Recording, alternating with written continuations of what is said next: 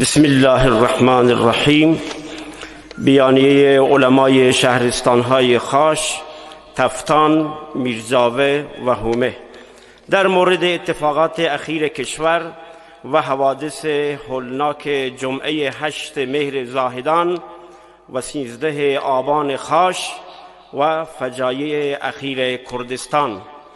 علمای شهرستانهای مذکور ضمن محکومیت وقایع کردستان، زاهدان، خاش و سراسر میهن عزیزمان ایران با انتشار بیانیه‌ای مراتب اعتراض به این گونه برخوردهای خارج از کرامت انسانی و حقوق شهروندی را اعلام می‌دارند.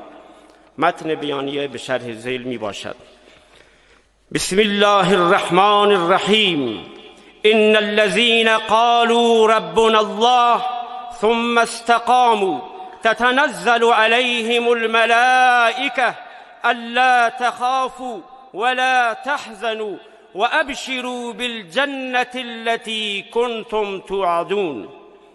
بعد از اتفاقات دردناک اخیر در کشور، انسجام علمای اهل سنت و ریش سفیدان، معتمدین و فرهنگیان و روشنفکران سطح استان در مورد محکومیت جمعه خونین 8 مهر زاهدان و 13 آبان خاش و موضع‌گیری واحد در قبال این حوادث هولناک و سایر رخدادهای فعلی میهن عزیزمان ایران نمایانگر همبستگی ملی می باشد. 1. کشتار مردم چه در زاهدان و خاش و چه در کردستان عزیز و سایر نقاط ایران هیچ توجیهی ندارد و کاملا محکوم است. 2.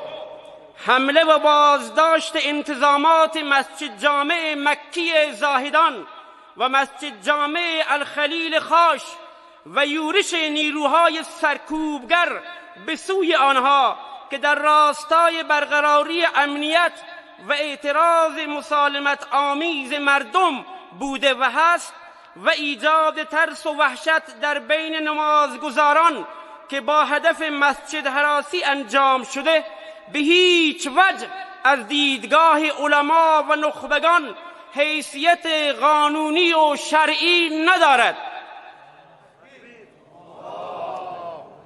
3. با گذشت 4 دهه از عمر حاکمیت جمهوری اسلامی و با توجه به پیگیری‌های علما و نخبگان در جهت رفع تبعیض‌ها و برخوردهای گزینشی با مردم، موضع‌گیری‌های حکیمانه حضرت شیخ الاسلام را بجا و آن را مطالبه قاطبه ملت ایران می‌دانیم و اعلام همبستگی و حمایت خود را از این مواضع اعلام می‌نماییم. 4. آزادی تمام زندانیان سیاسی کشور که در جهت احقاق حق خویش در اعتراضات اخیر دستگیر شده اند و متوقف شدن ماشین سرکوب علیه مردم. 5. اعتراضات مسالمت آمیز حق شهروندی مردم است.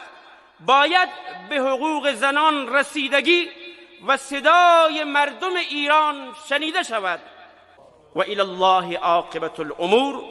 علمای شهرستانهای خاش، تفتان، میرجاوه و بخشهای توابه.